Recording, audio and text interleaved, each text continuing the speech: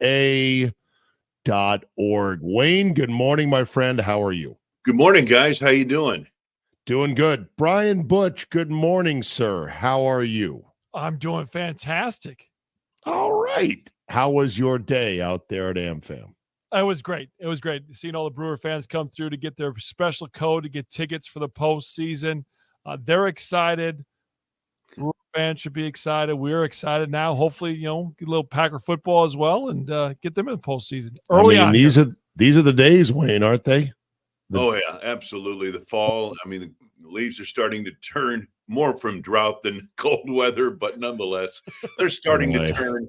And baseball's heading to October, and so is football. And it's great to have everything underway the way it is.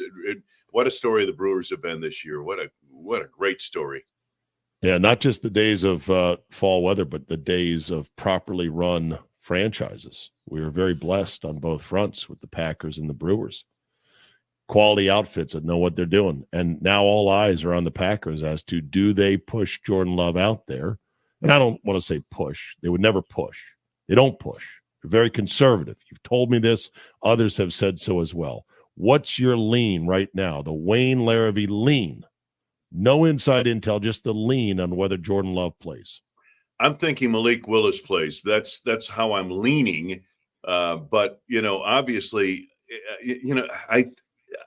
Jordan has a chance to play. And I believe LaFleur in that he says they're going to give him up to game time if they have to see if he can play. And but I think what's going to be interesting to see is what kind of game plan. How do you craft a game plan for this game if you're Matt LaFleur? It's one thing I'm going to ask him about when I interview him tomorrow. You've got, Malik Willis, and you're going to do something for him. You're going to do a game plan that's tailored for him. Then on the other hand, you've got Jordan Love, and it could be a whole different type of game plan for him, I would think. So I'm not quite sure how they go about that, but, it'll be very interesting to see this weekend. If number one, if Love plays, number two, what kind of game plan do they have in for him? Yeah, you gotta. It's very fascinating. Like, you showed this perfect game plan of misdirection, power running against a Titan team that kind of knew it was coming, but still had nothing, or not Titan team, but a Colts team that kind of knew it was coming, but couldn't stop it. Now you got to do it again if you put Malik Willis out there. Unless, Wayne, you let Malik Willis throw a bit. Would you dare to let Malik Willis throw it a bit? Yeah, I think he's now had a month in the program, and I think he showed you on the limited amounts of throws he made the other day. The pass to Wicks for the touchdown was just an awesome throw that had to be right on the money and right where it was thrown. Otherwise, that's an interception and probably a pick six going the other way. But I think he's shown you enough. He's probably grown enough in the game plan that this is going to be a little different than what we saw against Indianapolis. And they're going up against what I think is a better defense in Tennessee than we saw with Indianapolis. When you said it's going to be a little different, does that mean no 40-plus carries as a team like we saw against the Colts? Are you looking at more about 30 carries and, different, RPOs type stuff like that? Or are you thinking more run? What do you have against 1960s, 70s football? It was great. I loved it last year. I love last game against the Colts. I absolutely loved it because that's what they needed to do to win. And I thought it was very crucial and important that they got out to an early lead and they got big chunks during the run game, and Matt LaFleur didn't run away and go to what he wants to do, which is pass more. Yeah, I think this week you're going to see more diversity in the game plan. You have to. There's no doubt. You're playing a defense. They've already seen the game plan that worked last week, and that you're going to have to do something to evolve from that into what Malik Willis can do comfortably.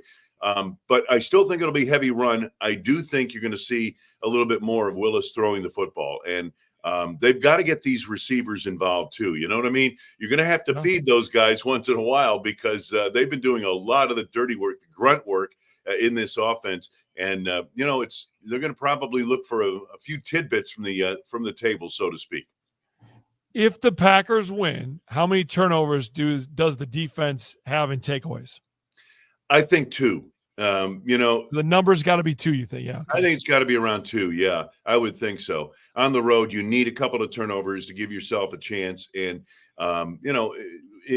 regardless of whether Jordan plays or Malik plays, Jordan is liable to be a little bit more limited than we normally are used to seeing him in terms of mobility.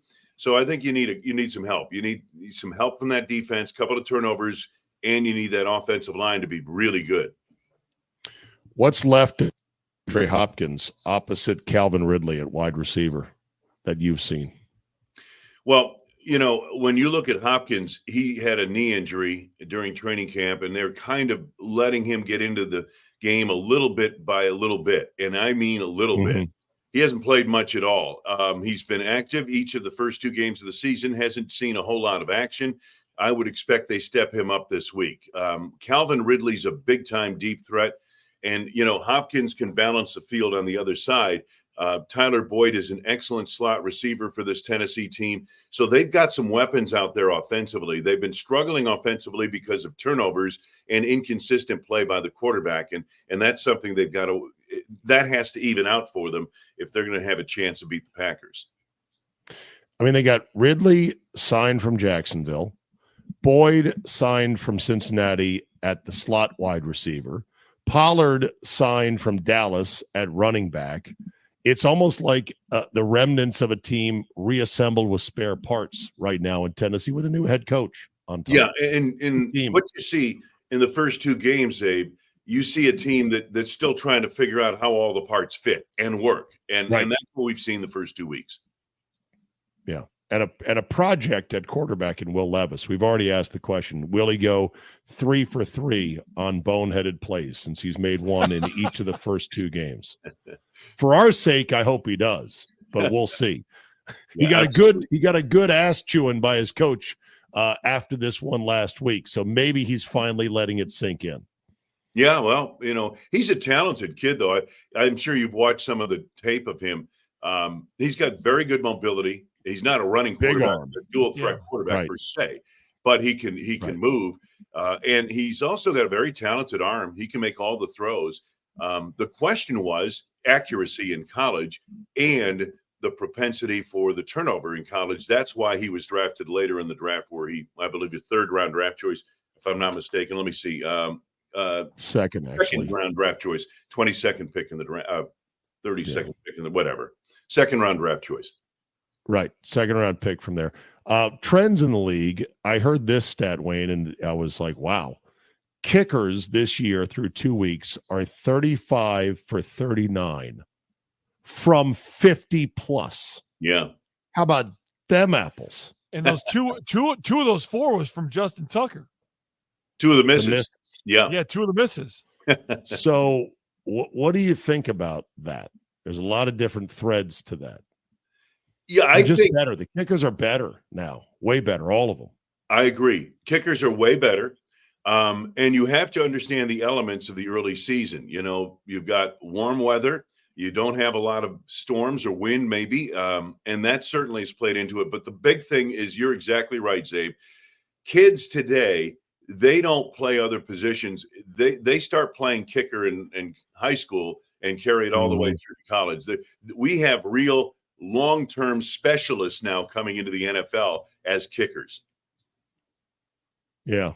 And they're really good. And what's funny is teams now, Wayne, are less afraid to try a 55-yarder when before they would used to punt all the time.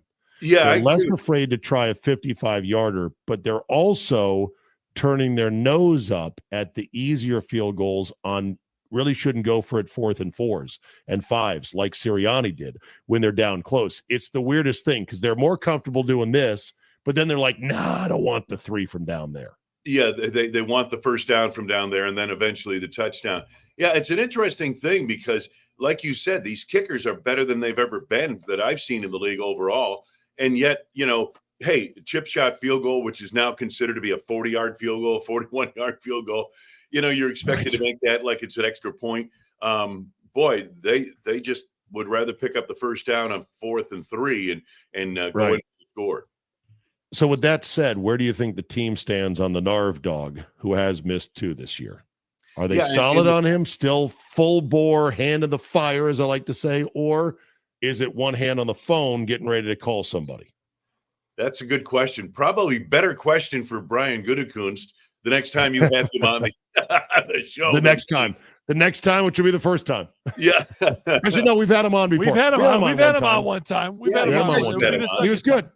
He was very good. Next time we have him on. Yes. Yeah, absolutely. But better question for him. I think they're still fine with this kid. I think they like his leg talent, and I think they're very comfortable with that.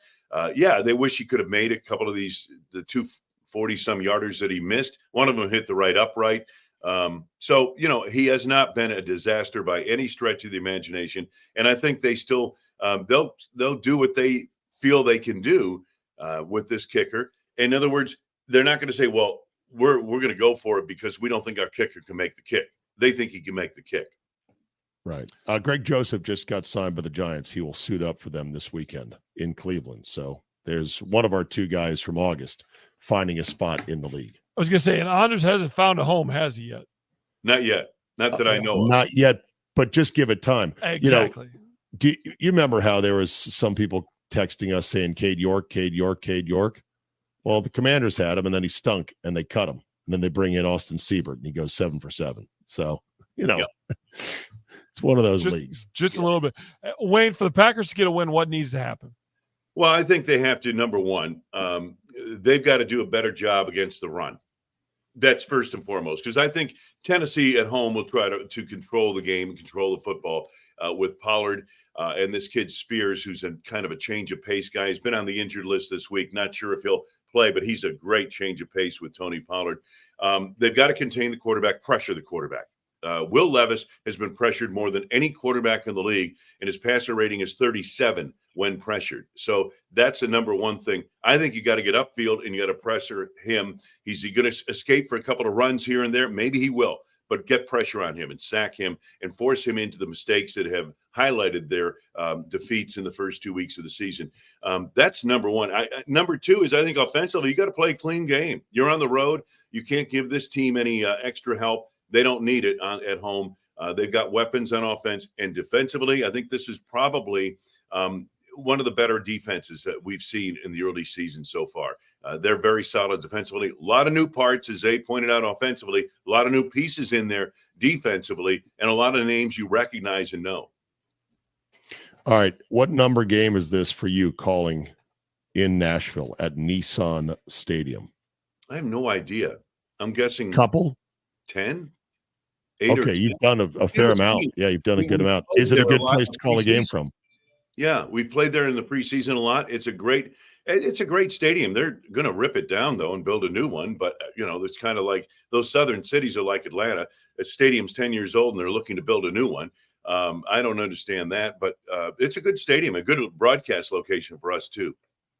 Good. And do you like Nashville as a city, as a town? To get your honk on. Oh, yeah. Great town. A lot of great entertainment there, establishments and restaurants and that type of thing. And it's funny, guys, all kinds of people are moving there. I think Jim Nantz lives there now rather than commuting from the West Coast or East Coast. It's a good central place. I guess there's a good airport there, and it's become a booming city in the Mid-South. Yeah. He's living there for tax reasons instead of California. Oh, that could be too. Yeah, why not? And the travel, I'm sure, is a lot easier. Butchie, where can we go to evade the taxes? You and I, come on now. Yeah, trust me, I don't make enough for the taxes to affect me. That's for sure. We're paying a lot in taxes up here. I think we can get a deal somewhere. Yes. You're paying what? What is the Brown County tax that paid for the Lambeau renovations? Was it 4 cents on the dollar? Oh, no. It wasn't that much. Less, 4/10 of a cent. And I think it's long been retired. That was it's been retired. Too, yeah. Well, good. Oh, yeah. So that's why I didn't live in Brown County. That's why I live in Outagamie. But that's all right. Borders matter, Czabe. Butchie, we're going to go to one of those southern havens. We're going to save all our tax money. Yes, good. Let's go. Hey, as soon as too many people move to a place, that's when the tax man shows up. Yeah, that's when he's like, in other ways, right? They're going to chase Uncle Sam will chase his money one way or the other. All right, Wayne, as always, death on license and cars. I know it. Hey guys, have a great weekend, and hopefully we'll be talking about a Packers